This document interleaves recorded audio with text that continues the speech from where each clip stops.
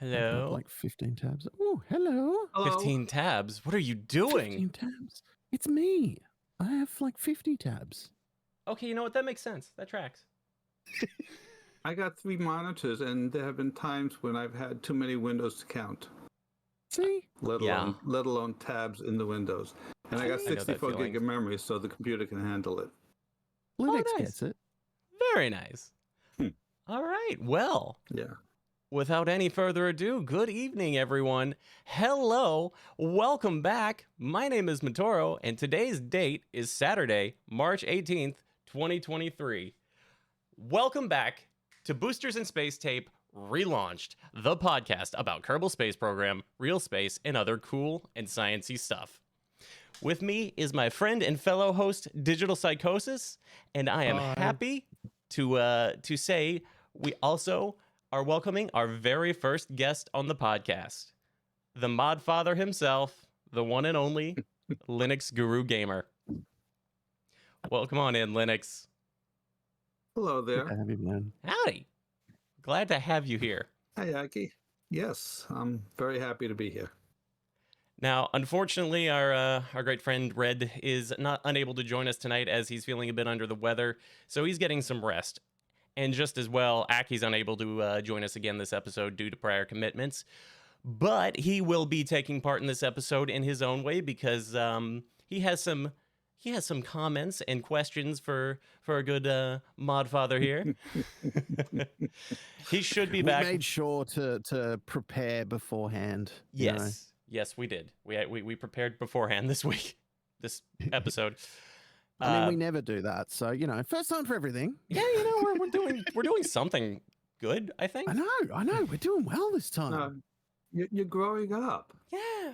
Did you realize it happens after a while? Don't accuse me of that. Don't accuse me of growing up, Linux.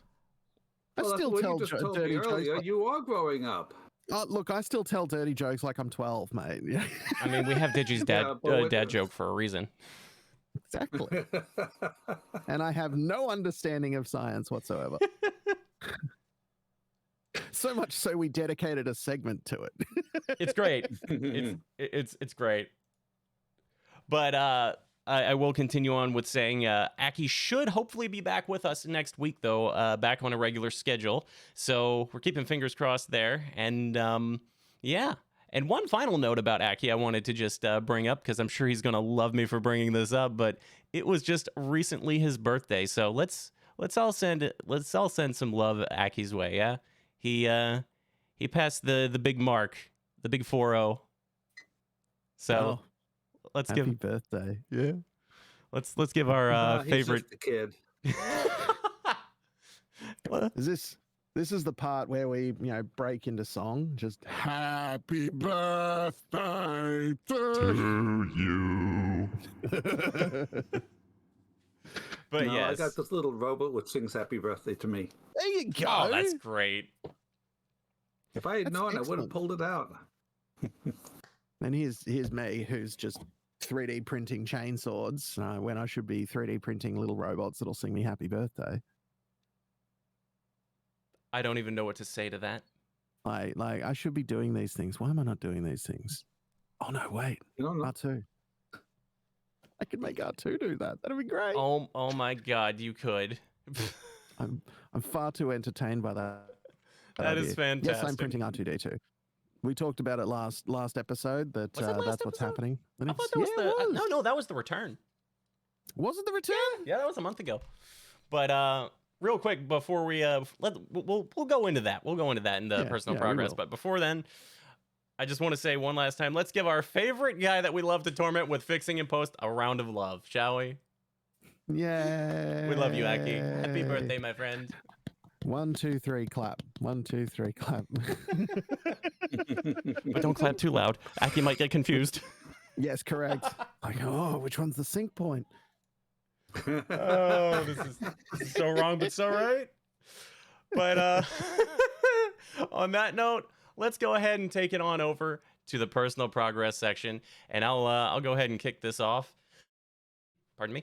I'll go ahead and kick this off in saying I haven't actually been playing that much KSP. Another game has returned its grip onto my soul because it too had a sequel announced. Cities Skylines. Okay. Oh, I was thinking it was Bad Rats. But I thought that it wasn't, that was just announced, not available yet. Yeah, it was announced, but it sparked but want it got to him start. Excited. Yeah. It got him excited. Like, you know. It sparked. I was pretty excited when I saw that. It is. It is. I have it. I play it occasionally. It perfectly scratches that itch in the back of my head to just want to create something. I think that's the best way I can put it. I feel that. Yeah. So I feel that a lot. That's about all I've been up to the last, since the last episode. I think I played KSP. Nah, but weren't you playing Minecraft just before this evening? I was getting there. Yeah, I may have reinstalled Terraformacraft and... Oh God, what have I done? That mod is terrifying, and I remember why I stopped playing it. But, yeah. My life is consumed with cities, modded Minecraft, and job searching. So that's about where I've been. Good times. Yeah. How about you, Digi? You don't have to job search. Oh, look. Hey, I will always do a job search if the right one comes along, but, you know, we'll see. Hey, fair enough. Linux, we'll ask you the same question, but I'll have a chat while you're thinking about the exact answer. But I have had an incredibly busy fortnight. Look, I have done a little bit of 3D printing, not with a chainsaw this time around, but, you know, like it's still here. It looks cool. Painting Warhammer models, that's something that I've been doing. I've been embracing a little bit of Total War Warhammer because they just announced that they are bringing back the Chaos Dwarves, which is hilarious because they got rid of the Chaos Dwarves in like 99, 2000, something like that. I just want to say I have no idea what a Chaos Dwarf is, but I love it based on the name alone. We refer to them as big hats because their hats are amazing. They are like top hats without the brim. They are great. I need to see an image of this like yesterday. You have to check out the Chaos Dwarves. They look fantastic. Their Their leader has mechanical legs and he just strides across the battlefield, which is ridiculous because he's a dwarf. They're great. And because they're chaos, they've got beasts as well, which is really interesting. But I digress. So I've been playing a little bit of Total War Warhammer 3, just because I was excited by that particular announcement. Playing a little bit of Raft. We're pretty much at the end. We have made our Raft into basically a pimpmobile with eight engines. So it's huge. It's completely self-sufficient, and that's been scratching the itch to build things. I played KSP 2 as well. And finally, before patch, pre-patch, we're talking pre-patch, finally, I landed on the moon. I actually landed on the moon. Long. It took far too long. It shouldn't have taken that long. But I experienced every bug along the way. We'll talk about that more in the KSP news section. But I experienced so many bugs that I just could not get to the moon. I couldn't get to Minmus either. And as I've said last episode, I love Minmus. Aki, insert the Mimna song. Minmus song appropriate. And I just, I couldn't get there. I was so disappointed. Now that there's a patch, it's like, all right, let's see how much easier this is and see what changes. So that was me for the last fortnight. Linux, what have you been up to, mate? What have you been doing of late? Oh, got to think about this. Let's see. I've been playing KSP too. We know. I actually got KSP 2. And I started playing it about 9:15 that Friday the 24th. 23rd was my birthday, so it was a belated birthday present. Well, happy belated for one. Thank you. Yeah. And yes, that Friday I experienced a lot of bugs. But I seem to have figured out in my subconscious how to work around them, because I played every single night the next week, and I didn't have that many problems. I was able to do a whole number of missions, and I've been able to get to Minmus, I've been able to get to Duna, I've been able to get to the Mun, and I even built what was supposed to be an interplanetary ship, and I got 5 other vessels docked to it, which was really neat, except that it had 500 units of Delta V. It couldn't go anywhere. Oh. Well, it could go somewhere, just not far. Well, that was actually designed to stress out the system. I was trying to figure out what was causing other people to have all these problems. And yes, with that one, I experienced some really unusual bugs. That's amazing. Patch came out Thursday. I played it Thursday night. I was just trying to get a feel for how it was working. And it's a lot better than it was. The performance is a little better in certain areas, but it's a lot smoother.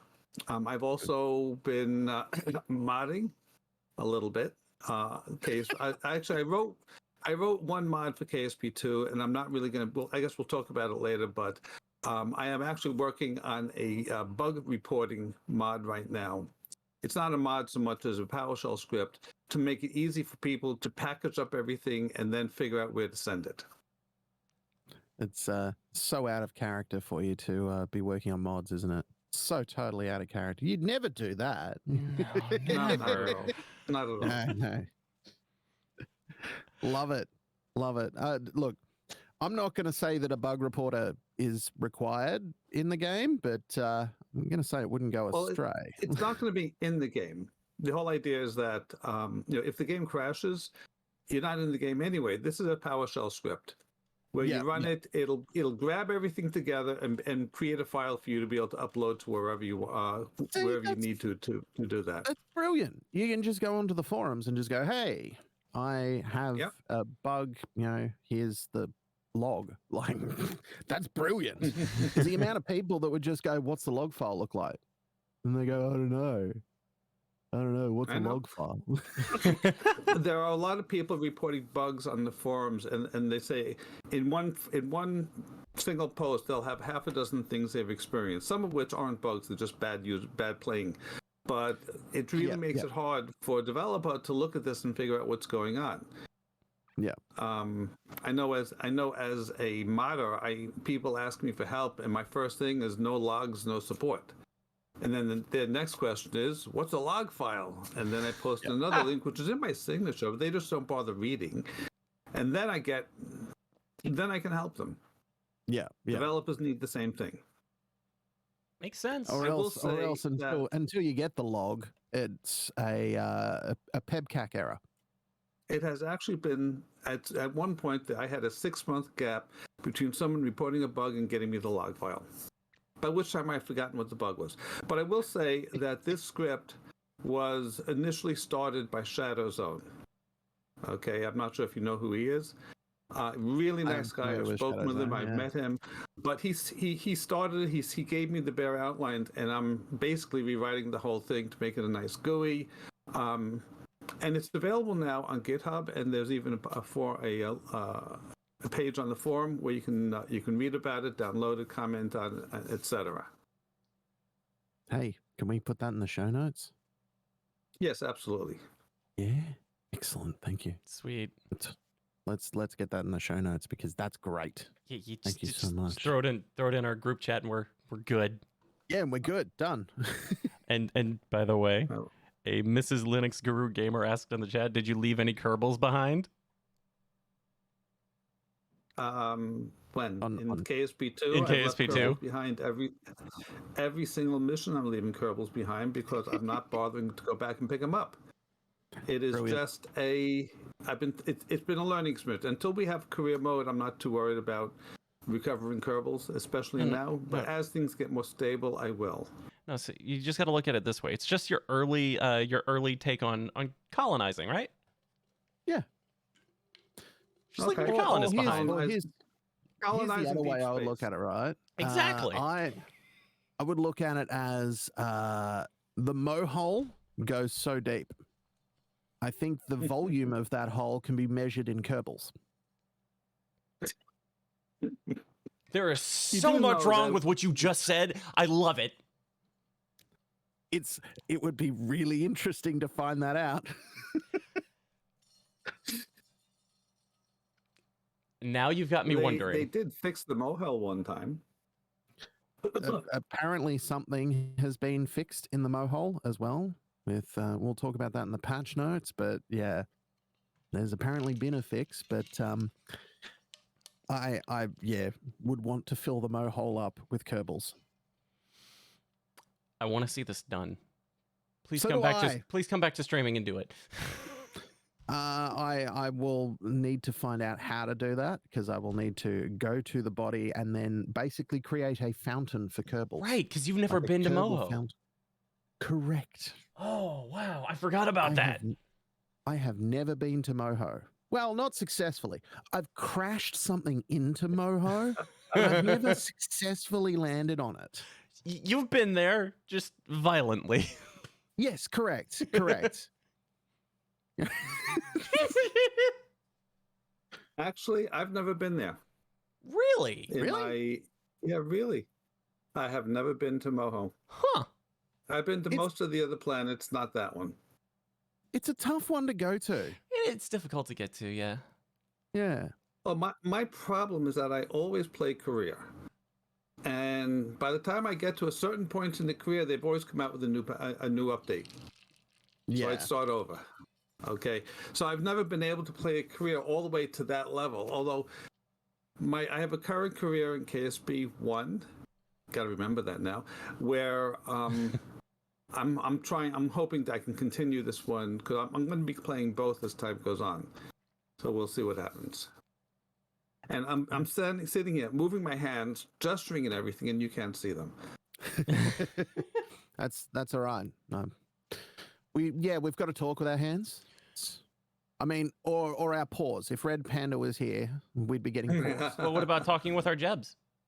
Hey, my Jeb's on a shelf. Jeb on a I'm shelf? That struggling doesn't to have the point same on ring him. as Elf on a Shelf. There, he's up there. He's up there. There he is. and See, Red and- in the chat. Linux got the has got the updated. Hey, Jeb. Red. There's Red. Hello, Red. Well, I'm just saying, I've got classic Jeb. That's all I'm saying. Well, so do I. Ours was strapped to the front of the car, driving 3,000 kilometers across the surface of Australia. Okay, you know what? Fair, you win. Did Sorry? he survive? Oh yeah. It's that one that's on the shelf. It's up there. Oh, There is my That's finger. incredible. All right, he lived. He had lots of bugs in his teeth, but he survived. I think there's even a photo of it. I'll see if I can find the photo. So how was that patch for him? Hey, hey. And on that note, I think we should probably start moving along to KSP discussion since we're already talking about it. Let's do it. All right, let's hit it. Digi, take it away. All right. As soon as I find our actual running sheet, because oh my god, am I not terrible? get this open Look, before? look. You know what? I've opened like 4 sheets today, and I look. As I said before, I have so many tabs open that it's just absurd. Oh, all right. Oh, believe me, I know. I'm researching parts for a new computer, and I have like 30 or 40 tabs open in this one Chrome group. It's ridiculous. Yeah. My Well, new see, look, my new 32 gig of RAM is getting its workout. fun fact for everyone who is familiar with me in the podcast, or is familiar with me, to give you guys all a bit of an indication of what's going on here. About 6 months ago, I was diagnosed with ADHD, which came as absolutely no surprise to anyone. The fact that I have like 70 or 80 open tabs in my browser is apparently a really good sign. This is my shocked face. Yeah, right? Yeah. It surprised no one. So you have No like one at 60 or 70 tabs open, but where's the music coming from? Yeah, exactly. It's like, which one's Happens making to me all the sound? Oh time. my God. Also, All right. I just want to say this. Red in the chat said, I missed one episode and you guys fall apart. Look, Red, we've mean, been over this. You are our glue. That's implying that I was ever together to begin with. Guys, Well, let's talk patch notes. The KSP2 version 0.1.1.0 patch notes got released. It is a novel. It's basically the length of Fellowship of the Ring. It's the length of Fellowship of the Ring. it's like the menu with from the all- Cheesecake Factory. Correct. It's like, unless you go to the Cheesecake Factory in Australia, sorry, Cheesecake Shop, we call it here. You got to be because different. They took their menu down to like 4 different cheesecakes, and I have never stopped being upset about that.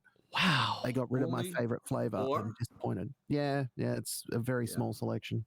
Well, I guess Boysenberry that's on par with the name cheesecake. shop instead of factory. Yeah, bring us back the boysenberry cheesecake, please. Come on. This is me. I am going to say that all of these bug fixes that are in these patch notes, it's huge, but the very first 4 of them, I experienced 3 of them. Fixed disappearance of orbital trajectories after loading a saved game. Yeah. Fixed trajectory intercept patch not showing when captured by a celestial body. Yeah. Fixed issue where some parts remain connected to follow vessel after detachment.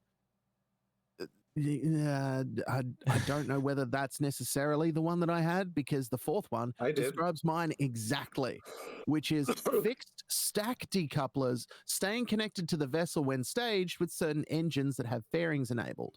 Like, for example, the stock rocket with the Poodle engine. That's such a specific bug. It is so specific, but the Poodle engine is the one that was doing that. And it was dragging the entire booster along with it. So the Poodle had 0 TWR. It just was not pulling. It was not able to move at all. It was hopeless. So I'm glad they fixed that. That's wonderful. But looking at all of these patch notes, there's heaps of them. This is all flight and map stuff, of which there's 50 rows, something like that, 50 entries. Optimizations is next. Saving and loading is next. Parts and stock vessels, like fix the Rapier engine mode change issues. That's very vague, but okay, that's interesting. Set all reinforced joint connections to grandparent. Means nothing to me, but I'll take it anyway. Well, that's your struts, auto struts. Yeah. The auto Okay. struts. Okay. Yeah, they don't talk about it. I mean, that's basically what they're talking about. They have a limited form of an automatic auto strutting in there. Right. Now it makes sense to me. Makes a lot of sense to me. All right.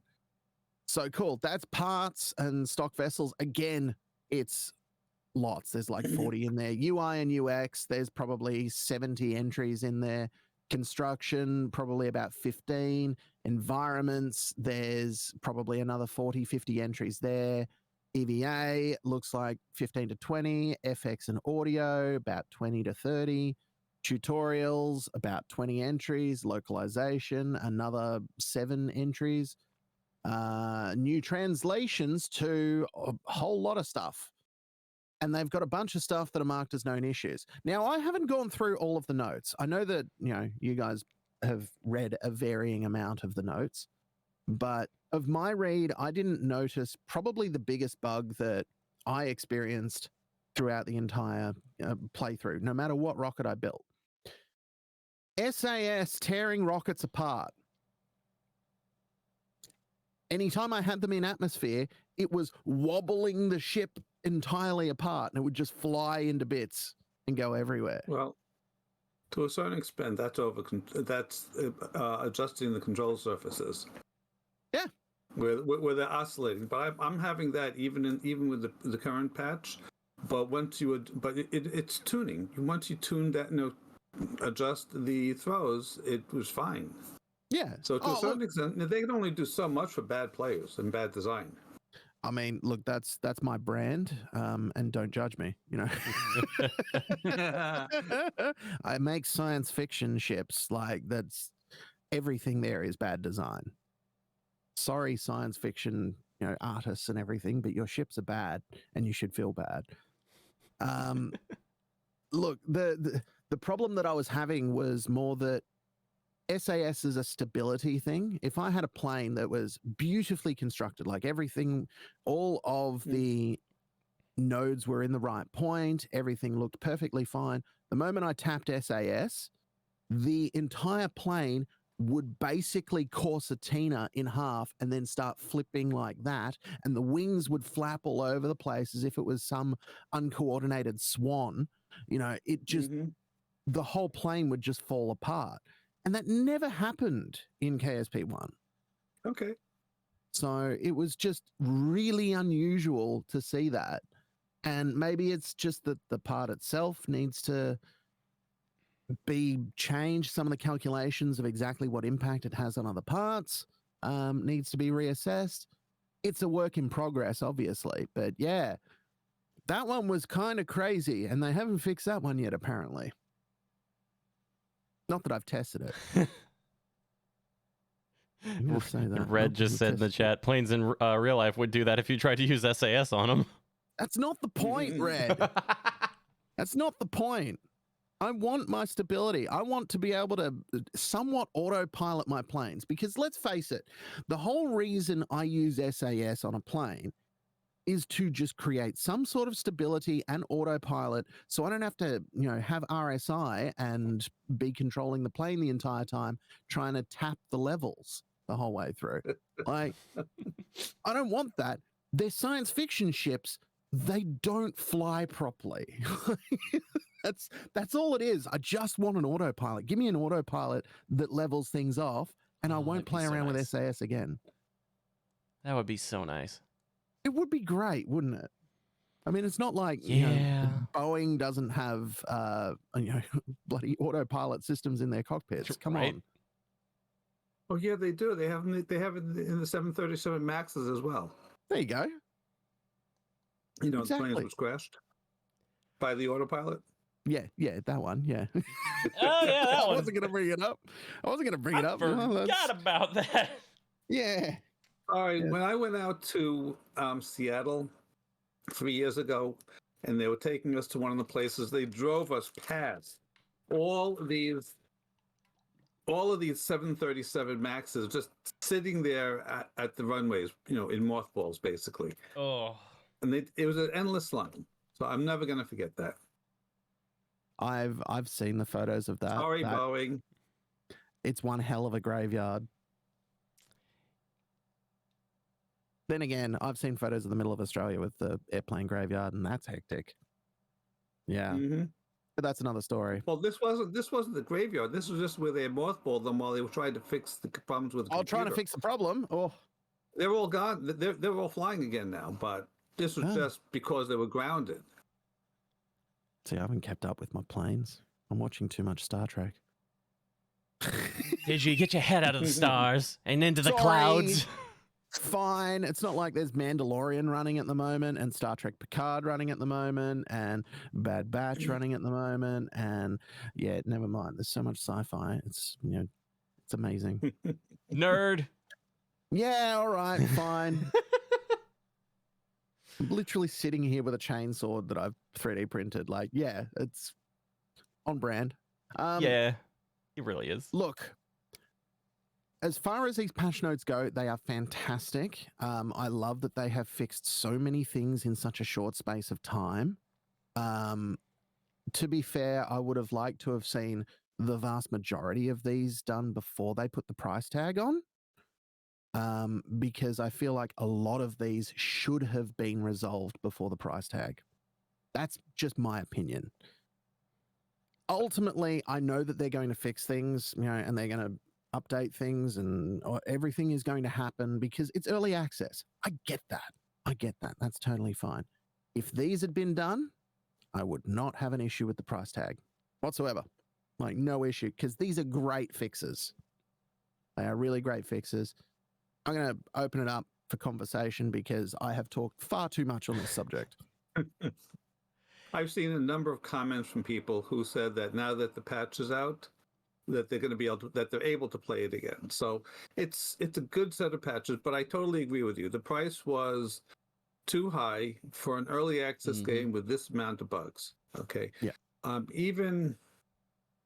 Even with these fixed, I'd still like to see the price down a little bit. It really depends on how long early access lasts. Okay. Yeah. I know that there are financial reasons behind it. We also don't know what the final price is going to be. Okay. I'm going to guess it's going to be $60 to $70. Okay. Yeah, And that then would be my again, guess like too. it would be around the same point. Yeah. okay. So given that, paying $45 for it right now, it really isn't a bad investment in the future.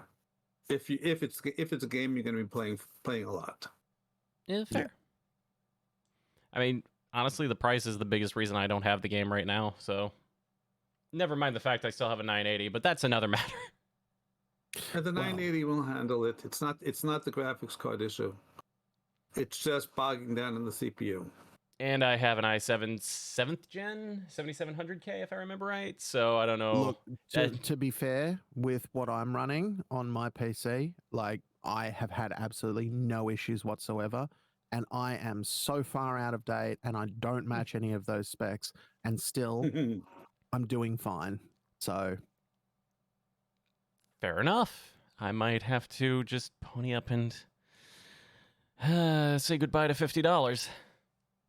I mean, you could, yeah. Yeah, I could. I could also save that $50 for a new GPU because I want to play other games too.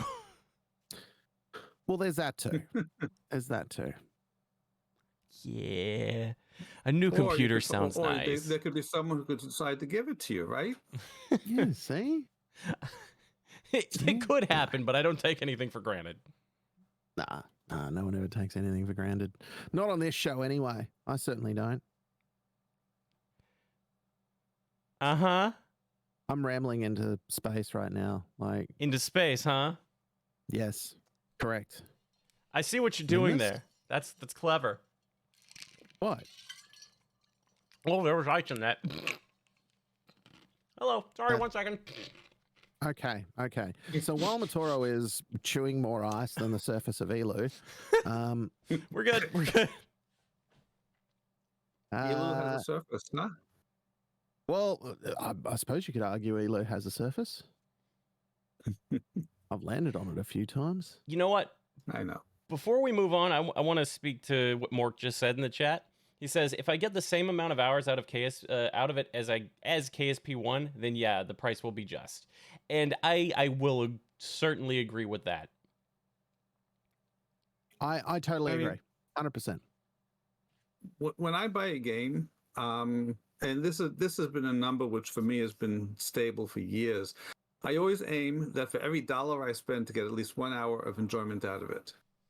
With KSP, I can't even calculate it because I have so many hours in the game.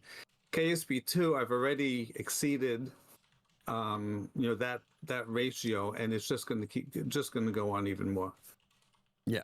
But if anyone looks on Steam to see how many hours I've played, it's going to say 7.5 hours. I don't use Steam to start the game, so it's not going to count. Yeah. And yeah, look, I'm of the opinion that you can spend hundreds of hours on a terrible game, and it will still be a terrible game. No Man's Sky. Well, see, here's the thing. No Man's Sky, as it sits right now, Okay. is actually not bad. No Man's Sky in the beginning. Sorry, But that when was it was unfair. released- When it was released, dear God, that was a hot, flaming pile of garbage. I have mentioned it before, but the game Icarus. If anyone has ever seen the game Icarus, that was developed using... Yeah, it was developed using the Unreal Engine and the Unreal SDK with all of its assets, bears, mooses, warthogs, things like that, right? That was all of the assets that they used. It was zero effort. They created a map, they created an inventory system, they created a building system. It was really simple, and then used basically stock everything else. And then they charged AAA price for it. Wow. So yeah, I refunded that. I tried. I played like probably 50 hours with my mates. And ultimately I went, you know what? I cannot do this anymore. And they were releasing patches and going, we're updating this. It's happening. But no, it was terrible. It was really, really bad. And I'm sorry, like, look, there's a different set of laws in Australia where if a price does not match expectations, we are able to request a refund for it. So we're pretty lucky in that regard. Oh, but that's nice. yeah, I know. Thank you to the Australian Competition and Consumer Commission. They've done an amazing job there. But that meant that I could refund it regardless, because it didn't matter whether I'd played 50 hours or played 50 seconds of it, right? I could Oh, really? get a refund. Yeah. Do you have a certain period of time you have to refund it? No. Really? The simple Wow. line is that in order to trade in Australia, your product needs to match expectations, right? And what they were marketing the game as having all of these things, wasn't even close. Okay. So yeah, very, very, very different circumstance for that. So realistically, under the terms of that law, basically, you know, I could technically do that with KSP2, but I'm not going to, because I want to play this game. I still want to play this game. Right? There is still so much more that this game can do, and they're fixing things very quickly. It's been out, what, a month? Jeez, It's has been it out been a 3.5 month already? weeks. 3.5 weeks? No. The patch, actually, you're right. It's 4 weeks on Friday. Yeah. So 4 weeks? 4 3 weeks. weeks. Close enough. Yeah, 4 weeks. So say it's been about 4 weeks, right? Even 4 weeks for them to have a patch notes with hundreds of weeks. lines. That's huge. That's a lot of stuff in a very short space of time. They definitely And hit if the they- ground running. Full credit to them. I think they've done a wonderful job in that regard. Most definitely. They Yeah. are they are definitely taking care of business. I would say, however, that they may not be fixing bugs quite as fast as this first. By the way, it was 3 weeks, not 4 weeks. But this first set of bug fixes had to be done because it was so bad. And I'm sure they expected there to be issues they probably allocated. But they are going to be devoting a lot of time to development as well as bug fixing. So they will have to prioritize bug fixes against development. They can't just only fix bugs, because then no development's going to go on. So I anticipate that the level, the rate, not the rate of bug fixes is probably going to drop a little bit now, as they work on the next release. Absolutely. Okay. Absolutely. But hopefully, as they do these bug fixes, they are going to be releasing more and more for the first stage of the roadmap. Frankly, some of the parts there are very disappointing. Yeah. And there are a few things in their roadmap which just don't really fit with me either. But look, I'm just going to give them benefit of the doubt for now. with their rollout. We may end up surprised. We may end up wholly disappointed, but as long as I get to imagine that I am sticking a whole lot of fuel and oxidizer into the bottom of a boom tube and, launching it into the air, I'm okay with that. What? Fair enough. I called it a boom tube. Do you not like a boom tube? No, I love that. I've called real rockets that. At the Cape, no less. Brilliant. The boom tube. Also, not to derail this too much, but thank you. Yeah, you're welcome. Yeah, he may have just gifted me Kerbal 2. So you can at least test it. Folks, I just gave Matoro a copy of the game because I want him to test it. I really want him to just see how it runs on his PC. If it runs like a hot mess, then so be it. I beat you to it. Both of you. I got in. Winner. I was working on it. Yeah, multitask. Thank you, Linux. Like high five through the internet here. Thank you, gentlemen. I need to empty my shopping cart now so I don't accidentally buy it again. Here, Matoro, have another. Here, Matoro, have another. Stop, Matoro gets 500 copies of Kerbal 2. So Panda, Red Panda asked a question about how many of the fixes were already in an in-house version pre-release. Probably not, but they were aware of a lot of them. Okay, now don't forget, they basically had to freeze the release a few days before in order to get it up on Steam and because it's a whole process. You don't just boom have compile code and get it on Steam. They had to compile it. They had to go through some QA, and then it had to go up on Steam. So they did fix some bugs, not many, from what we saw in the preview 2 weeks earlier. That thing out in Europe. So they were aware of those, of a lot of the issues, and they were actively fixing them. But I don't think they had them fixed yet, or at least they weren't fixed before they had to do the code freeze. Okay, maybe they did the code freeze on Wednesday, and by Friday they had some fixes. But you can't push out fixes that fast. Yeah. Okay. Because there are too many ways of, especially in a game like this, of making a change, and it fixes this, but it breaks everything else. Yeah. You don't want to do that. Yeah. No, I hear you. So Matoro, you need to wear that as a cape. As a cape at the Cape, maybe? No, you can do that also. As a cape at the Cape, yeah. The Kerbal flag cape. Can do. Matoro. I am Kerbal Man. Oh my god. Well, speaking of the Cape, I think that might be a good segue. Real space, Mr. Matoro. Do you want to take the reins space on that, time. good sir? Yes, sir. Let's go. We're gonna rock through this pretty quickly because I didn't have too much on here to talk about, but it's been a fairly eventful last 2 weeks since our previous episode, because to kick it all off, Crew 5 returned home from the space station, and they landed, I forgot to note what day it was, but they launched on October 5th at just past noon Eastern time to the space station, taking part as part of Expedition 67 and 68, which, yes, that means Crew 6 is going to be part of 68 and 69. 68, is that where you do me and I owe you one? Okay, moving on. So Terran 1 tried to launch. You're welcome, ladies and gents. Did you? Like I said earlier, I'm 12. My God. Aki, feel free to edit that out in post. Aki, help me, please.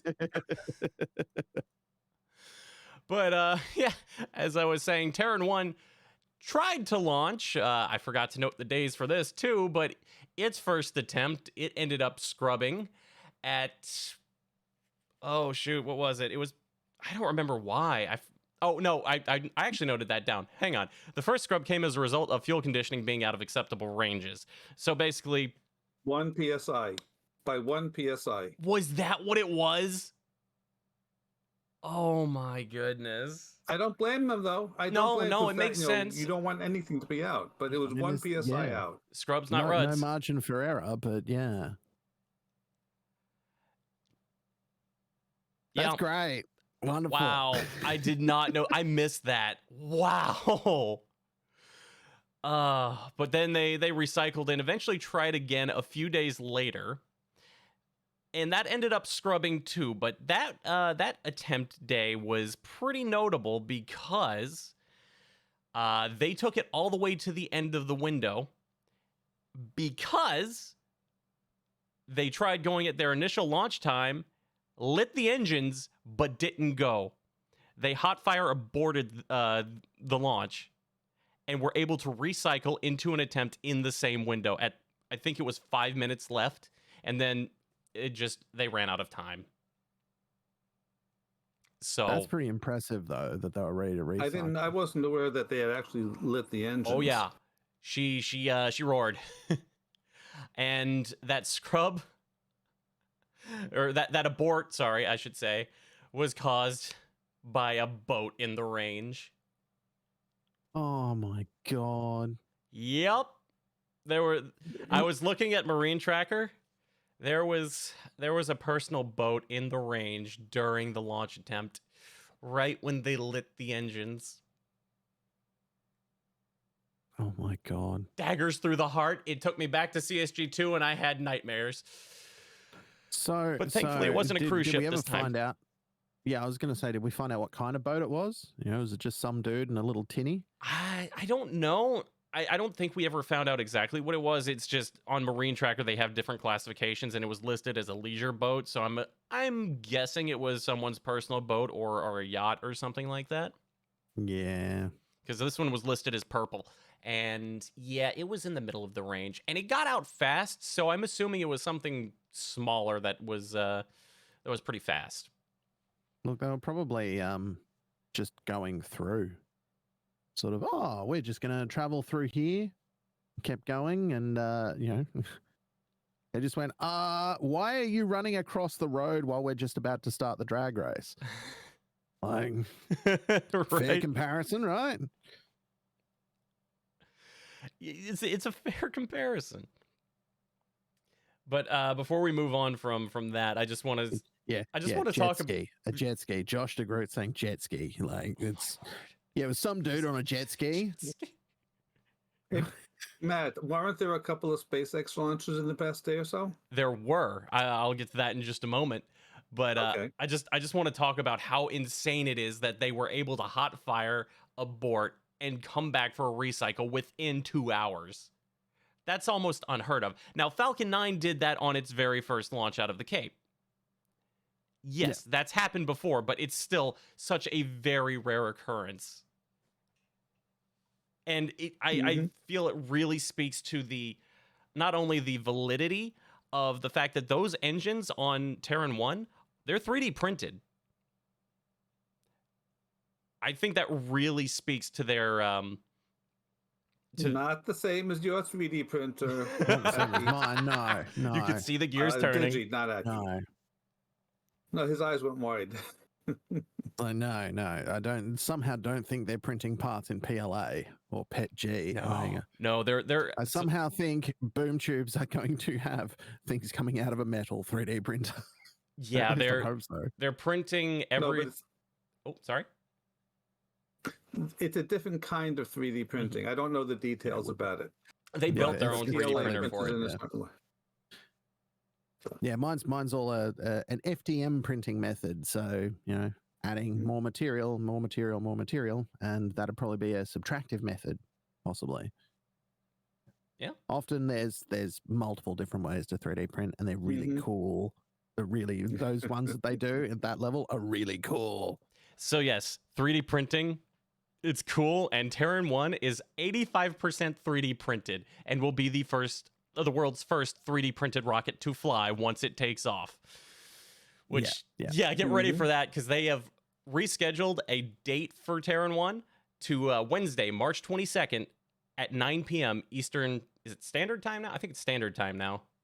Eastern Daylight Time. It's daylight time now? Okay. Eastern time. We'll just do that. Yeah. It's easier. I hate daylight savings. I hate it so much. But yes. Yay, clocks. Yeah. Yeah.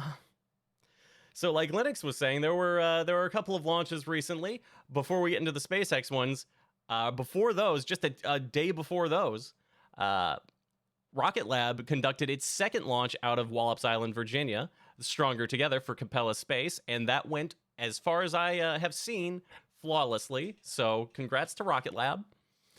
And then, as Linux had mentioned, yes, we've had two recent Falcon 9 launches just yesterday on the 17th. One out of Vandenberg Space Force Base in California, and one out of Cape Canaveral Space Force Station in Florida. And they were within 4 hours of each other. Now, it's not the first time SpaceX has done a double header in the same day from opposite coasts, but it's still a rare enough occurrence, and it's pretty notable. So they launched Starlink satellites out of Vandy and two SES satellites out of the Cape. So pretty standard stuff, but it's still cool nonetheless. I mean, they're launching rockets, which is cool in and of itself. And here's the thing. Remember what they originally said back in the day? They want to make it boring and routine. It's starting to get, I'm not saying it's getting boring, but it's getting routine. Yeah. Like at the end of March, they were launching on average every 4.8 days or something like that. It's ridiculous. They want to do over 100 launches this year. And I think the math works out for them to be on pace for that. Mm-hmm. That's crazy. Especially if they are including a certain thing that a certain someone just alluded to yesterday on Twitter. Pending FAA approval, it sounds like... Starship? Yes. It sounds like SpaceX is hopefully going to be targeting the end of the third week of April. Now, nothing is confirmed. Nothing is official. This is purely the babbling of an insane CEO. But, you know, it is worth noting that it came from him. Mm-hmm. Elon is alluding to a potential launch date of April 20th. It sounds realistic. They're still finishing things up on the launch pad. Okay, so they're not ready to launch yet, but I will keep those weeks open. I would say I'd give it a 50-50 shot of happening. If the FAA comes through and gives them that launch license, I think it has a good chance of happening. I hope it does. As do I. And then it has a 50% chance of getting to orbit, according to Elon. Yeah, well, we know all about Elon's estimates and his timetables. Well. But that's a whole nother discussion for a whole nother podcast. Is me just going, there's so many things I'm not going to say. Yeah, and that's where I'm going to leave that because, so just keep eyes out. If you're interested in perhaps attending the launch of Starship, we might be getting close. Look, I gotta say, there's one thing that still kind of, does my head in a little bit when it comes to rockets, right? Whenever anyone talks about anything to do with rockets, what is their obsession with dinosaurs? I mean, Raptor engines? The Raptor engine? Why is everything called a Raptor something? Like, people who like cars, why is there a car called a Raptor? I don't get it. Vehicles, is it inspiration for the fossil fuels that they're using to burn to make them move? Like, is that, hey, we've got real dinosaurs in here, so we're going to call it a Raptor? But they don't have real dinosaurs in it. It's methane. And they That's not the point. That's not the joke. That's not the joke, Lex. Are you sure that's not dinosaurs? It is natural gas. Yeah, exactly. That's not science, Digi. You're all welcome. I'm just derailing things because that's what I do. It's okay. But seriously, Starship is cool. It looks really cool. Yes. I Yes, don't know. it does. I don't know how. Yeah, I don't know how much of a fan. Like, this is just a very small complaint of mine. Mm-hmm. I don't know how I feel about the coloring of it. Like, isn't it Yeah. black? What? What are you talking about? Half of it's black for the heat shield. Yeah. Yeah, but is the heat shield necessarily? Does it need to be black? Yeah, actually, yeah. It black radiates heat better. Oh, Oh, there you go. okay. Well, I suppose that does make sense. So that makes a lot of sense. Doesn't look pretty on the pad though. I think it has a want my nice rocket rugged to be Just pretty look on the at it pad. from just look at it from the other side, okay? Oh, fine, all right. Jeez, forget my aesthetics because it's all about me. Remember, everything's about And me. besides, they also have another. I don't know which one it is, but one of the ones which are under construction doesn't have heat shields at all. And that Huh. looks like they're. Oh yeah, that's that 26 might be. or 27, something like that. I thought it was 27. That it's. They're not. People aren't sure what it is, but it could. Don't forget they have a contract to land on the moon, so that could be a prototype for that version of it, because it's definitely going to be different than the other. And one of them, I think 27 doesn't have the flaps either. Yeah, no, it's I just forget. the tube and the point. It's naked. I mean, look, I'm Nobody there's so told me many Boca jokes, Chica so Beach was a many nudist jokes. beach. So many jokes. I'm resisting. See, this is what happens when we don't have our panda. Yeah, right? Yeah. Oh, dear. Oh my goodness. I think we're getting a little off track here though. So Let's get back on track. Back on track. back Let's on go. track. And you know what? That's all I had for Real Space. So I think it's about time that we take it on over to the first ever guest spotlight. Woo! Yeah. So Linux, welcome Who's to that? your section. It is your time to shine. We're going to go ahead and take some Thank time you. to get to know you and pick your You brain. really don't want to. You really don't want to.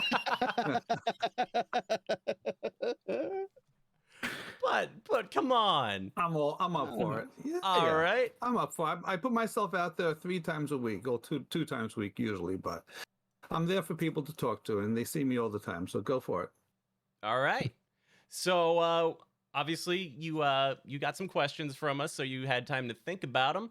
But we got a list of questions here for you. So we're just gonna go ahead and kick it off with this one, which this one was for me in particular, and I was curious how you got interested in KSP, and if was there an interest in spaceflight, space exploration before that?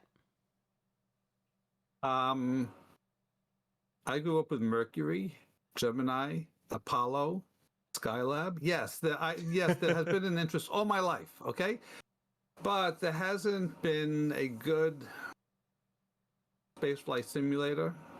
I know there was shuttle. There have been various things, but nothing was really good.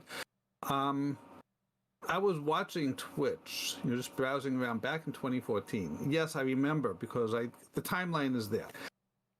And I was watching, and I came across somebody who's landing something on this red planet with 200 parachutes, all intertwining with each other. And I posted a question like, "Why aren't the parachutes touching each other?" And someone said that, and I remember the answer, that this is KSP. It doesn't work that way. I said, "Oh, okay." So Right. I watched for a while, and a little while later, I bought KSP.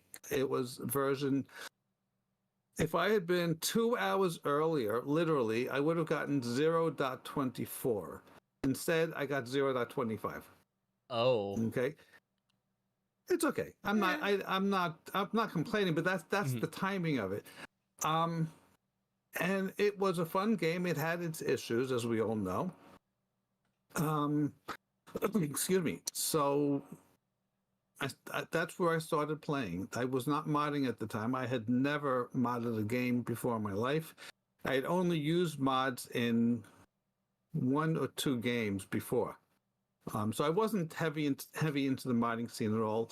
I just was enjoying the game, trying to figure it out, and I do remember the first time I got to orbit.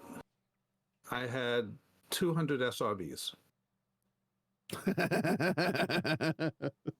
Love it. To be fair, I think we all slapping did that with our first rocket. More SRBs. Yeah. I just kept slapping I them love on that. because I didn't know what I was doing. You know, I started the game up. I started building. I started slapping on SRBs, and it was this giant thing going up with this. It got to Running at eventually. about 2 frames per second. Something like that. But it worked, and it's been going on ever since. I love the game. I really do. It's As evidenced by the fact that I'm here. I think we all, to be fair, I think we all fell in love with it around about the same time. I think Yeah. everyone on this call right now, around about the same time.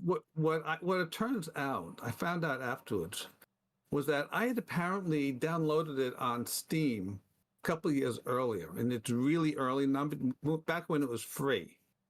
really. And I tried it, and at the time it was just put things together, go up, and that didn't interest me, so I forgot about it. By the time 025 came around, you were actually getting to orbit. You had the whole system. It was a fun game. Good times. That takes me back. Done it ever. Just on the note of modding, like, you mentioned that you hadn't played many games with mods, except maybe you probably played like Skyrim with the Fusro cheese mod. The Never played instead Skyrim. of Fusro Dar, it just throws cheese wheels at everyone. No, the first mod I did was Doom, where someone had a Barney mod. Amazing! Just like Simpsons Doom. I'm not going to go beyond that, but it was hilarious. Love it. That's great. Excellent. How'd you get into modding for KSP? Like, you've got a coding background or anything like that? Prior to? I'm a computer professional. At this point, I have years of coding behind me. I like that answer. Yeah, and years of system administration behind me. But my first love is coding. So I'm playing the game and I'm watching people on Twitch and people are boasting about how many hours they have in KSP. Now, I bought the game off of the Squad site, the store, not off of Steam. So I had no way of knowing how many hours I played, except that I knew it was already a lot.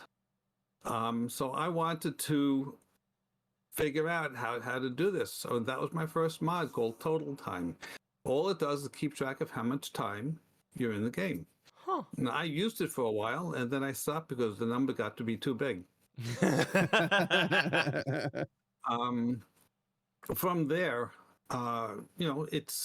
it was a very slow start.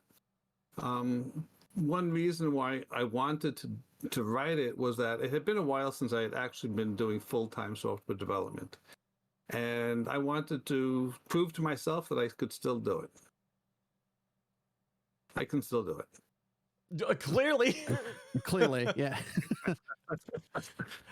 There's a reason we call you the ModFather. Like, it's a title well earned. You know, can thank Dr. Doof for that. the title name that is. Well, that's a good segue into the next question because I think it's on all of our minds.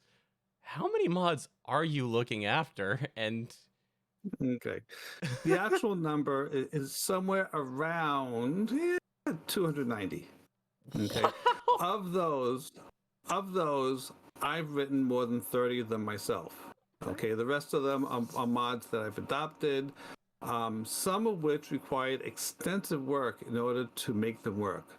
I don't know exactly when I adopted each mod. That would take a while to figure out. But mods which were written in the early days of KSP were written against an API which was less than optimal, let's say. And then as time went on, the developers would come up with new ways of doing things, and they would come out with a new release and break most of the mods which are out there. Well, that's something I'm good at is digging into someone else's code and figuring it out. So I was able to adopt these mods, and there's only been a couple of mods which I tried adopting and I gave up on because there was too much work involved, or it's just impossible. Okay. In the early days, I would say up to around 1.3, 1.4, they would come out with an update, and I would then go crazy for a couple of weeks, hand to recompile every single mod, Wow. getting it up into spacedock, and it was horrendous. Oh man. Eventually, I automated it so that to recompile, to rebuild it, once I updated the automation system, I would basically have to click a button and then just post my changes, if any. All right. So I was going to add on to that question, which is the most complicated and why is it Reds? Because you took over Red's mod. I know that. So Oh, you're talking about the TRP higher? Yeah, You mean that the one, mod yeah. which I always play with every time I play a career game? I don't play KSP without that mod. It is a great mod, and hasn't required a lot of work. He did good work, and it works well. I think I've had to do a few tweaks, and then there was someone who actually came in with a whole bunch of updates, which I had to fix. But it's a well-written mod, and when they changed the game at one point, he basically had to rewrite it because the way he grabbed the screen had changed. Something had changed. I don't remember exactly what it was. And I remember watching him on stream one time while he was working on trying to figure out how to make it work under the new version of KSP. Gotcha. But it's a great mod. In terms of difficult, it's really not which one, but a type of mod. Some mods use something called reflection to look deep inside the game in places where technically you're not supposed to look. Okay. And this is like black magic. You're doing things, you're touching parts of the game which you're not supposed to touch, and there's no documentation on at all. Those tend to be the hardest. Trying to understand what this reflection code is doing, and understand what it's doing inside the game. Okay. So there isn't a single mod which I can point to, because when I finish a mod, I move on to the next one, and whatever I'm working on is generally the hardest at that moment. And then I move on to the next one. Well, conversely, what's the most interesting mod in that case? Well, I'd say the one which has kept my interest the longest has been my life support mod, IFI life support. And that's because it took me like 2.5 years to work on it before I was able to release it. Wow. I gotta say, that mod is incredible. You did amazing work on that. Thank you. A labor of love, and yeah, like full credit. It was because I literally stopped working on it for a year. I ran into something called round off errors, and for those who don't know, computers work in both in integers and floating point numbers. And the type of floating point numbers I was dealing with was so small because I was trying to use the stock systems that built into the game was so small that it was just losing information and just wasn't working. I ended up coming up with a better way to do it, and the mod works well now as far as I can tell. I haven't had any complaints about it. When I play with life support, I use that. Excellent. It's beautiful. Love it. I'll be that guy and say I'm unfortunately unfamiliar with it, but I'm gonna have to check it out. It's very the basic concept is very simple. I'll go very, very briefly. There are many different types of life supports. Most of them, you have to think about it. Like, okay, how much life support do I need to bring along in order to support my Kerbal? All right. You have TAC life support. You have Rover Dudes, USI life support. You have snacks, and all of them. It's the numbers. Well, they make sense if you look at it from a mathematical point of view. From a gaming point of view, it doesn't make sense. I didn't like that. IFI life support is a mod that I originally adopted, but at this point it's been totally rewritten. But the basic concept is 1 unit of life support per Kerbal per day. Yeah. That's it. Yeah. That's the basis of it. Okay, Makes and sense. there are ways of reducing that, like if you're in atmosphere or whatever. And what I've added on have been all the recycling stuff, so that you can actually start approaching a full self-supporting system. There are only a couple of planets you can do that, but I've added all these recyclers so you can take a certain amount of life support and have it last longer. But the basic idea is 1 unit per Kerbal per day.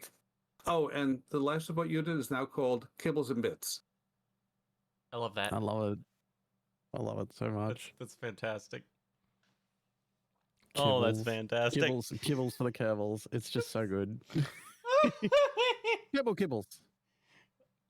Say that 5 times fast. Kibbles.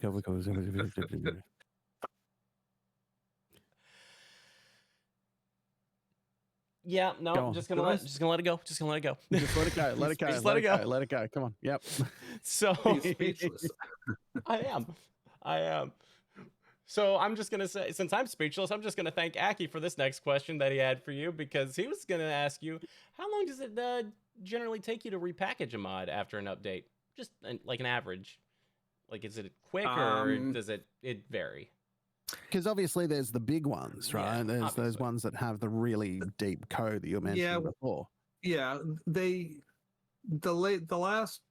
ever since 1.9, there's only been a couple of mods which have had problems with updates, and I've had to repackage.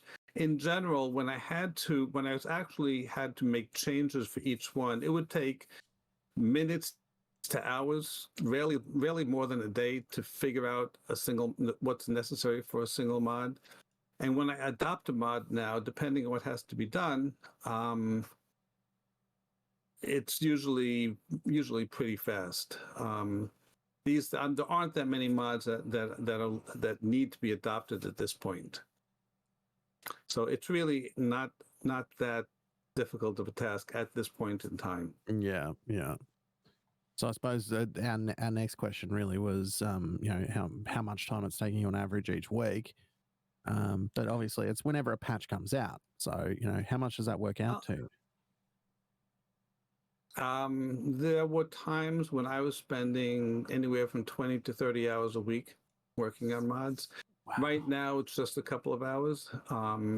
I do have a number of mods, a number of stuff sitting in backlog, which is going to take me about 4 or 5 hours to get through. What I'm working on now really is this mod for KSP2, this bug package, because it's actually a different type of coding than I've done before. And I don't particularly like PowerShell, but that's what I have to use. Fair enough. I've got to say, everyone, thank a mod maker, please. Anyone who Yes. updates mods like this, that's the time commitment that we're talking about. It's a fair bit. It's a fair bit of time to update mods. What I'll add is this, okay? I have a lot of hours in KSP. About half of that time is coding. Over the course of my modding career, I literally have thousands and thousands of hours working on various mods. Okay, it takes a lot of time to work on mods for some people, and depending on how complicated a mod is, it can be very time-consuming and engrossing.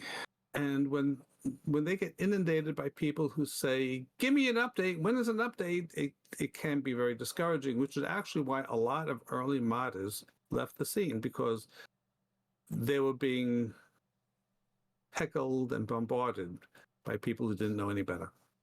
Yeah. Too many people take those mods for way too far for granted. Mm-hmm. Absolutely. So let it just be said, appreciate your mod makers. Support them if they have ways to support. Not just me. There are others also, okay? All mod makers. All mod makers. Mm-hmm. Yeah, 100%. Just 100%. That pretty much covers the next question, doesn't it? it does. Which was Yeah. Thank you for tying that all together into a nice, neat package. Yeah, because Okay. we were gonna ask next, after any major or minor update that breaks a mod, is it easy to see what needs doing to update a mod, or is it just trial and error? So you Well, yeah. you play the game. If it breaks, you fix it. There you Gen, go. gen, gen- Generally, if something doesn't work, it doesn't work in a way that breaks the game. Okay. Which is why I always say, give me a log file, because if something's broken, it's going to show up in the log file and makes it very simple usually to fix. Speaking of which, I will say that as they move to new and newer versions of Unity, the game has gotten more and more tighter in terms of not allowing sloppy programming. So some things which used to go through aren't going, stopped working simply because it was bad coding. And some of that stuff pops up, and when it happens, that's usually pretty easy to find. But that's the sort of thing that I get out of log files. And The progressively infamous over null time, reference. there's less of that code in Oh yeah. Unity from 1994 left in there. Because apparently there's still some in there. Oh, I'm sure there is. Oh, Unity. Yeah. I'm sure there is. I'm But sorry. sorry, you want to take the next one, buddy? Well, I just took the previous one. This is You on you. take this one. You Okay, take all this right, one. all right. Go on. Well, Go on. so I mean, obviously, you say just you got to keep working on it, turn it off, fix it, and try again. But it's got to be disheartening or frustrating when an update completely like destroys a mod. Uh, do you think sometimes that may be done intentionally? This question's from Aki, so he was asking this, and he's just speaking generally, not just in reference to KSP. Okay, I can't comment on other game developers. I don't know. I know that there are some game developers who don't particularly want mods done, and so I can see them deliberately breaking things. I can only really talk about KSP. Mm-hmm. Okay. I don't think they do it deliberately. I do think that they develop things, and given the way KSP1 was developed, it was not developed by experienced developers. It was done by a couple of people who didn't know what they were doing, who were writing a game, came up with a very good game, but it was done in a poor way because they didn't understand some of the concepts. It still plagues the game to this day. So as KSP1 evolved, they ended up replacing entire subsystems. And that's where I would have to spend time fixing it. Is it discouraging? A little bit. But then when I get it working, it's like, look, it's working, and it's working better than ever. Yeah. Usually the changes they make underneath are for the best. Yeah. I do say usually. There have been a few things which I don't remember right now, which you scratch your head and say, why did they do that? Okay. There are areas of KSP1 which theoretically could still be optimized, but it's not obviously not worth it since KSP2 is out now. Okay. Yeah. Because my thinking on that was along the lines of when they actually pull out a function that a mod is reading from, like, this is where my mind has immediately gone. Do you find that it's frustrating that you go, oh, I just fixed this, and then a whole thing gets pulled out and you've basically got to start from scratch? Have you ever had that happen? Multiple times. Multiple Okay. times. Wow. And then multiple mods. Is it frustrating? You take it all in your stride, really? You have to.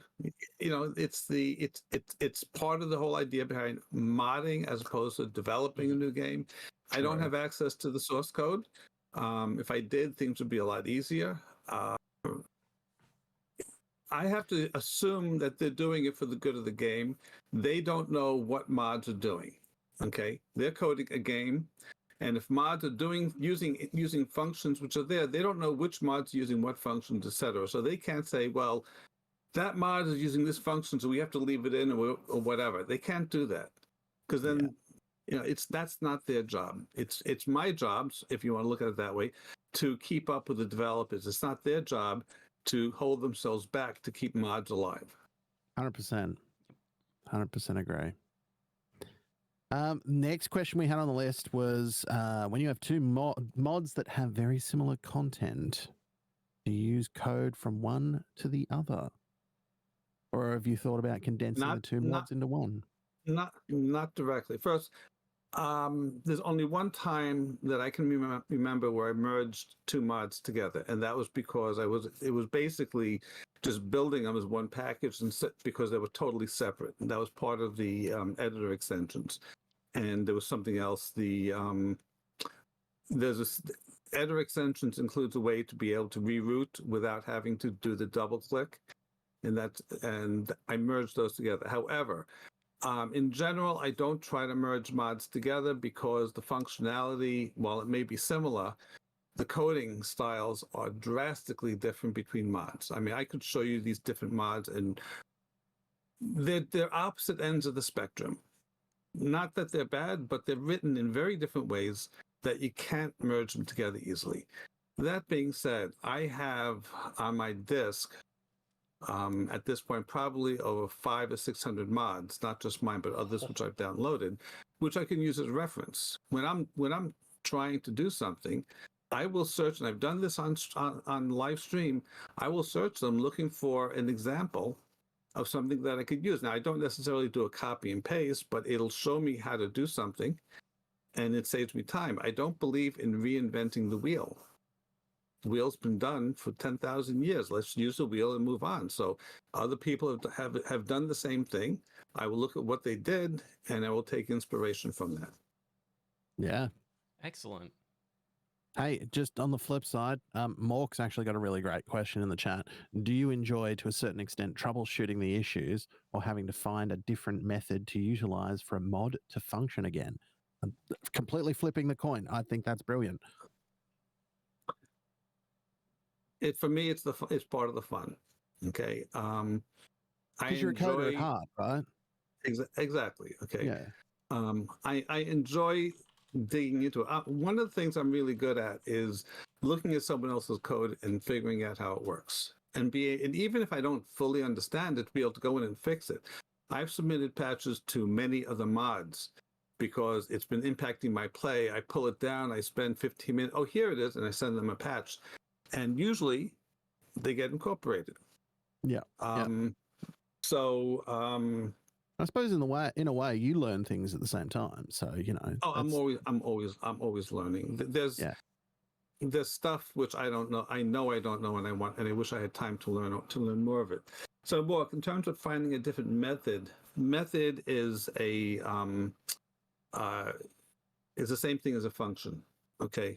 If you're more familiar with functions, it's not a matter of finding a method, a different function as to a different set of functions to be able to get the same information. For example, fuel calculations, if I remember correctly, used to be done in a certain way, and there was a simple way at the time to get certain type of information, and then they got rid of it because they went to a more complicated but essentially a more powerful way of doing it. So I had to learn how to use these new methods and functions in order to get the information that I needed. Good question, Mark. Thank you. Amazing. Yeah. Right Sweet. on. And you know what? I know we're getting on here, but there's been another great question in the chat from Draconite. Do you pick mods to adopt more because you find them interesting, or more because you know others find them interesting? Both. Both. Okay. There have been mods I've adopted because I just like it. Okay, it's like, oh, that's a cool mod, and I get it going, and some of them just don't get used that much, but I found it interesting to get it going. So for others, I've been asked to adopt some mods, and I look and I go, and then I get asked again to adopt the same mod. I get, oh, okay, I'll do it. Usually it's a combination. There are very few mods that I won't touch. I won't touch weapons mods. I won't support weapons, including I don't support BDA Armory, and Let's not go beyond that. Yeah.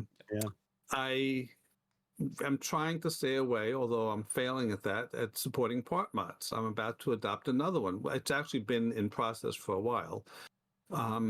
But I'm not a part modder, so I can do very little with parts files, and I know nothing about graphics. So other than adjusting tints or whatever, I can't do things like that. And, so I have a number of large part mods, and really all I'm doing with those mods is dealing with the config files, because the config files have changed over the years. They've added new things. And even though an old parts mod may work in the new KSP, it's missing certain information such as tags, bulkhead profiles, and some other things. And I work on updating that and just keeping them up to date, both with what I know and with what people send me information about. All right. Cool. Excellent. Well, I think we're going to have to start scooting things along here, but you said you had, what, 290 mods? Plus or minus. That's not counting contract packs. Oh my goodness. Oh my god! Wow, contract packs as well. Well, clearly I know for a fact that a lot of what you manage is on CCAN. So, what are your thoughts on that CCAN? Okay, every single mod I do is on CCAN except one. Oh, really? There was one mod which cannot be supported by CCAN. Everyone else is. So does that answer your question? I love CCAN. I think CCAN is an extremely capable mod manager at this time. It had some political problems many years ago. Okay, where we all remember those. Yeah. And that actually turned a number of mod authors off of using CCAN. So they don't let CCAN do the indexing. And back then, when CCAN was first coming out, it had some trouble installing some of the more complicated mods. However, there is not a mod out there now, except for two that I know of, mine and Principia, which CCAN would not be able to install correctly. If someone is asking me for help, one of my first questions is, how did you install the mod? And if they said they installed it by hand, I know I may have some trouble in front of me because they installed it wrong. If they said they installed it by CCAN, great. I know that it's installed correctly. I can move on to the next thing. Yeah. There are a good bunch of people behind CCAN, helpful, and you have a problem, they answer very quickly, both on Discord and on the forums. So yeah, I love CCAN. Yeah. It's such a great good. tool. It is. I used to be hard stop against it, but I gave in, and it's been so nice ever since. It's so much easier. It really is. I give you an example. My main KSP game has about, it's a coincidence, it has about 220 mods installed. Okay, the large number. It's just I like mods. Really? If I wanted to build a new game from scratch, because let's say I suspect that the game got corrupted, I can install all of them with basically a couple of clicks in CCAN, and they're up to date and they're all installed. If I was doing it by hand, I wouldn't even try to do it. And there are people out there who claim that they get better results by installing by hand. Yeah, if you have 3 or 4 mods, you can do it, but when you have 200 mods, you can't keep up. Makes It's sense. crazy. That's just Yeah. Oh, those numbers are intimidating.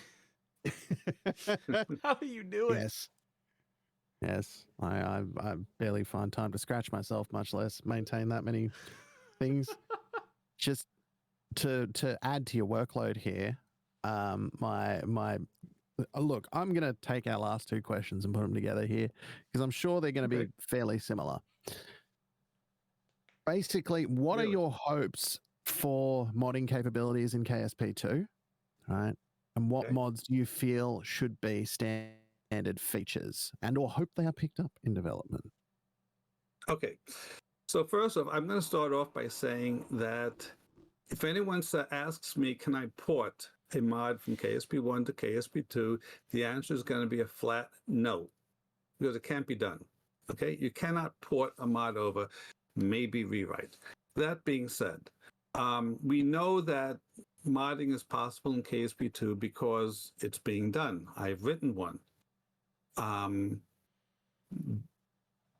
It's not an advanced state at this point of modding, but we know that it's using that they are allowing C# coding, which is the same thing that KSP1 had. I'm hoping they've hinted that there'll be other language support, so I'm kind of hoping that there'll be Python support and possibly Lua support. There actually is a Lua interpreter built in, but you normally don't see it unless you install a mod. And that's really there for development purposes. Okay. Beyond that, we really don't know. If they can get Python support, then that pretty much can open it up to almost any language, because that means they have an API at the binary level, not just at the C# level. Okay. So once they give you Python or some other language support, the world is your oyster, so to speak. Beyond that, everybody has their favorite mods, and so do I. Okay. So you asked me this question, or you sent me the question, and I was looking at it, and I'm thinking, okay, I have all these mods. Which ones do I feel? So there are the first one is WASD editor keys. Yes. Because, okay, now there actually is a mod out for it already, but I think it should be stock. It shouldn't be a mod. Okay, Yeah. That's one. Wholly agreed. A lot of what editor extensions has built into it should be built into the game, because they're just useful. Okay, and one which isn't mine, RCS build aid. Okay, Such a fantastic one. right. Not mine. Again, I actually maintained it for a while, and then the author came back and I gave it back to him. For flight, I'd like to see draggable controls, because I'm not sure I like the controls being at the lower left. I might want to move it to the right, said whatever, okay? Yes, So please. that's one thing. Yes, please. I will take GUI improvements anytime. Okay. A mod which I use all the time is called All Your All. This adds the ability to, for example, open all landing gear at the same time, or open all solar panels at the or close. Ooh. And now they actually have a limited version. They have landing gear and solar panels built in. I don't know if they're going to be adding more. So this may be on the way already. They already know how to do it. Okay. And finally, we don't know what's going to happen yet with science, with career mode, etc. Okay. So I'd like to see, when they get the science in there, some way to have an experiment tracking similar to either Science Alert or I hate to say it, I'm maintaining 3 different ones. I'm supporting 3 different ones right now. I forget which ones they are, but any one of them would be appreciated when they have it, because when you send a ship out with 24 science experiments and you get to your destination, okay, you really want to spend time clicking through them. Click science, or do you want? It's nice to be able to say do all science. Yeah, and that's pretty much it. So yeah, there are others, but this is what I'd like to see, to try to keep it condensed down to a reasonable number. We'll see what happens. Those would all be wonderful additions to the stock game. Oh, they're just anything that can automate science at all. I'm there. I'm there. Those are some So of the they may best be quality doing of life. Yeah. So we don't know what's happening with science yet. Okay, there is no science there at all. So that's a wish. Whether it's on there, they may have it on the list already. I know the other stuff, we haven't seen anything beyond what I've mentioned. So that's I'm excited. I very much hope for those. Thank you. Without a doubt. Yes. Thank you for not only for that answer, but for this entire guest spotlight section. This has been wonderful. my pleasure. And thank you for coming on to Me the too. show. This has been great. This has been fantastic.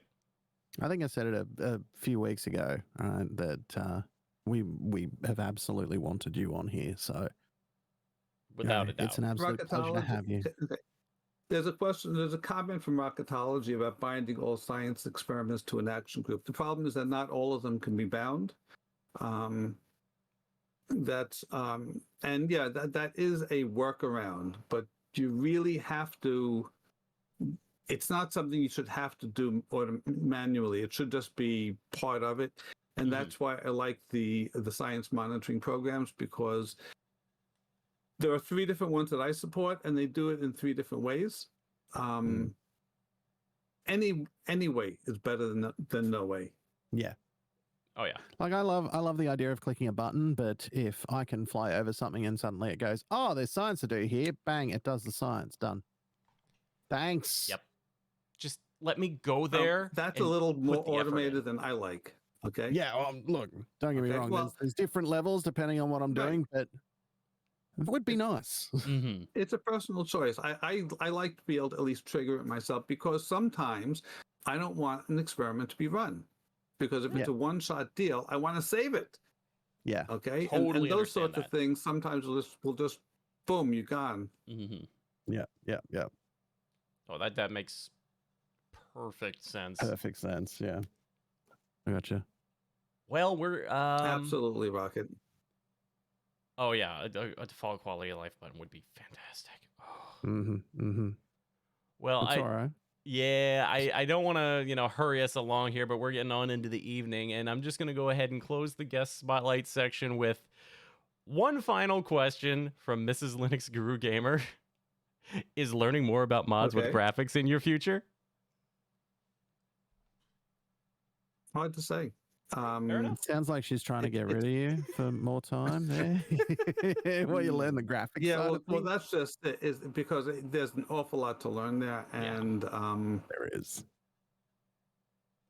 I would love to be able to, but that's not right now. At least that's not where my strengths are. That's okay, and I would like to get into doing parts at least. But again, it's. Yeah, maybe I'd be able to make a model, but then texturing it's going to be a problem, because it's 2 different skills over there. Yeah. Yeah, true. So, well, that's huge. We won't pester you about that anymore. You already do more than enough for the Kerbal community, without a doubt. Good Lord. And again, seriously, thank you for everything that you do. All right, round of applause for Mr. LinuxGuruGamer, ladies and gents. Everybody, get your love out from Mr. LinuxGuruGamer here, the one and only ModFather. Thanks so much.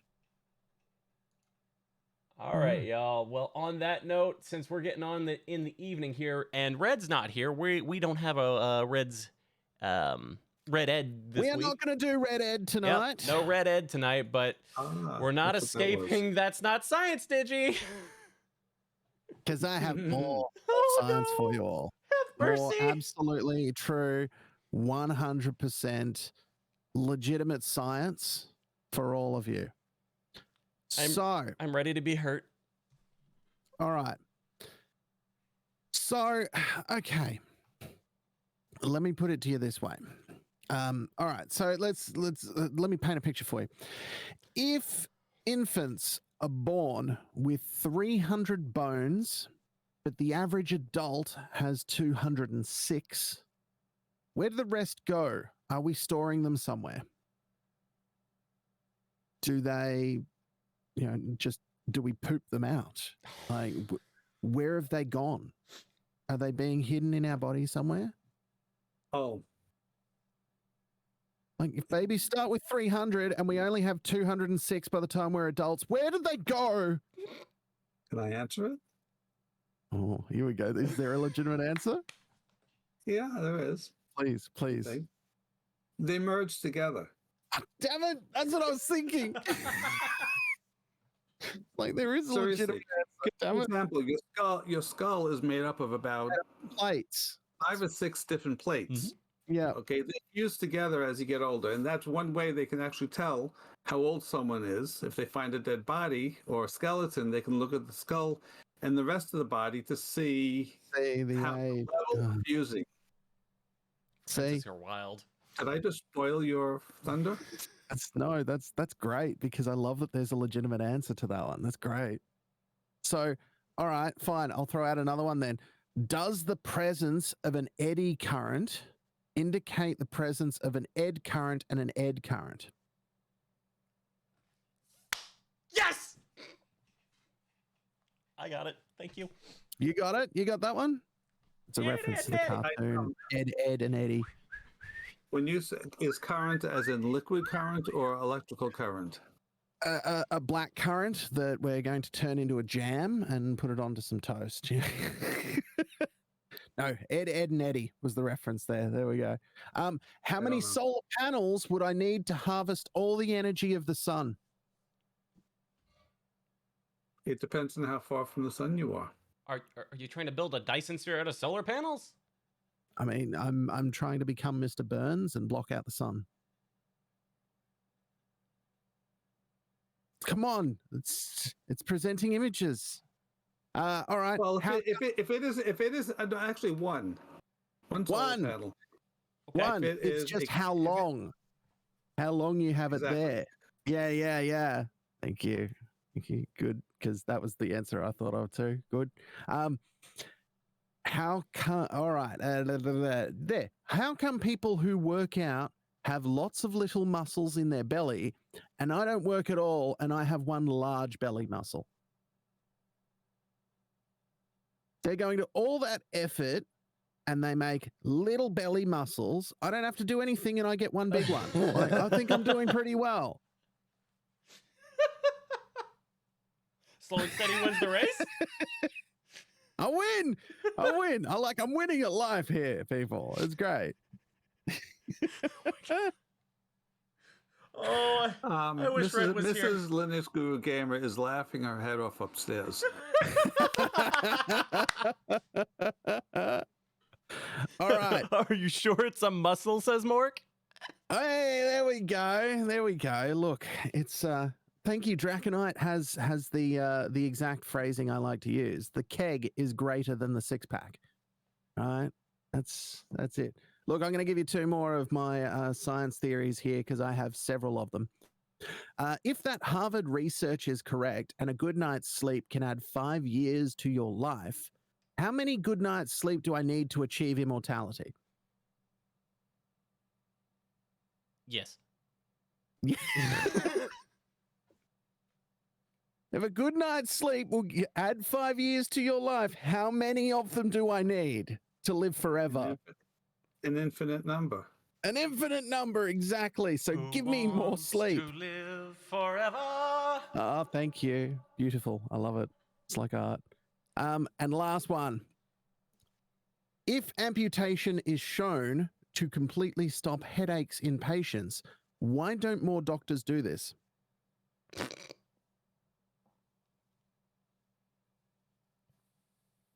Guys, you can tweet at me at DigiPsychosis and give me any of the answers that you can to any of these. Also at bspacetape, we will accept and answer tweets that are What are they going to legitimate amputate? The answers. head? They're going to amputate the head? I mean, look, it would I mean- completely stop a headache. Absolutely. Yeah. And they used So to do why that don't a we lot treat in it the that Middle way? Ages.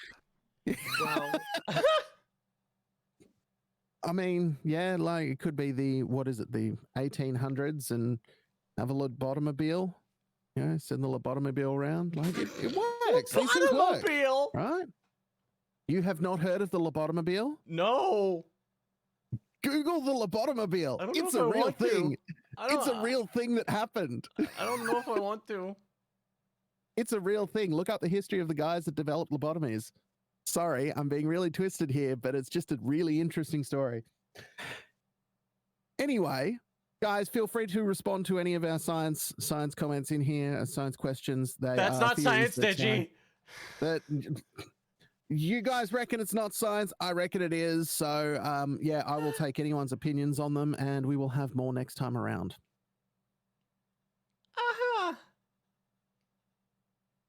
You ended on that, and you expect me to close this out? Yes, go, please. You. Well, I hate according to Wikipedia, he'd never referred to the van he traveled around in his little automobile. Really? Okay, all right. Yeah. Okay. I just Googled it. Sorry, Digi. Really? No, I thought he did refer to it as that, or I thought it was referred to as that. Walter Jackson Freeman was the name of the guy. Okay. Yeah, here it is. Freeman traveled across the country visiting mental institutions, performing lobotomies and spreading his views and methods to institution staff. Contrary to myth, there is no evidence that he referred to the van that he traveled in as a lobotomobile. Directly from Wikipedia, about a third of the way down. Damn it, Wikipedia. Why are you derailing me? Damn it, because it was funny. The It was such a derailer great name. derailed. It's such a great name. It is, though. It's like you missed a chance there. Mm-hmm. Dang it. Look, do it. I don't even Do know you how to want one segue more? out of this. I'm just stunned. Do you want one Snoopy! more? I have one more to ask. Oh, God. If you Just want. get it over with. If a crocodile can grow up to 15 feet, how come I've only ever seen one with 4?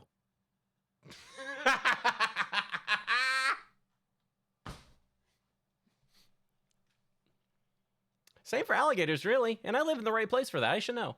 Yeah, yeah. But if they're meant to grow 15 feet, where are the other 11? Inside. With the bones all being stitched together like It all people comes do. And together. now, see, this is perfect. This is great. And it all comes full circle. Entire segment beautifully wrapped up in a nice little package. Thank you, Linux. With a little bitty bony bow on top. Exactly. In the shape of alligator feet. Or crocodile feet. There we go. Take your pick. We've lost Matoro, it. it's over to you, my friend. Yep. Please wrap us up. Yep. Yep. Well, y'all, on that note, I think that's where we're gonna have to call it an evening because we're running we're really running long on time today, and well, The first guest spotlight. I felt it was appropriate to let us do that, especially with such a wonderful guest today. And Linux, thank you again for joining in. Yeah, my pleasure. We're so very happy to have you here, and very much appreciate you coming on. And I'm glad to see you guys back. It's great to be back. It really Thank is. you. It really is. But on that note, y'all, this is where I'm going to start saying what we usually say, and that's thank you very much for tuning in to the Boosters and Space Tape relaunched podcast. We'll be back soon. I forgot to note what date it's going to be. Wait, no, I know what date. It's going to be April. It's not a joke, I promise. We're going to be back on April 1st. You must be kidding. Check it. It's 2 weeks from now. Guys, legitimately, on that particular episode, I will give actual science questions. I promise. Do it.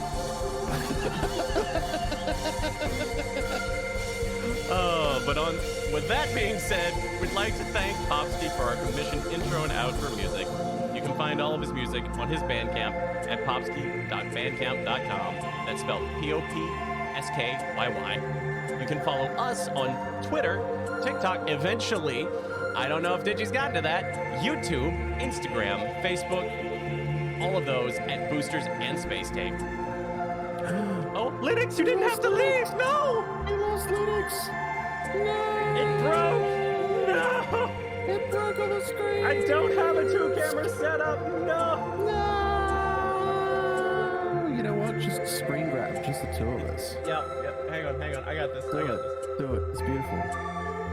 Well, Linux, come back. Just join us. Here we go. Lost the signal!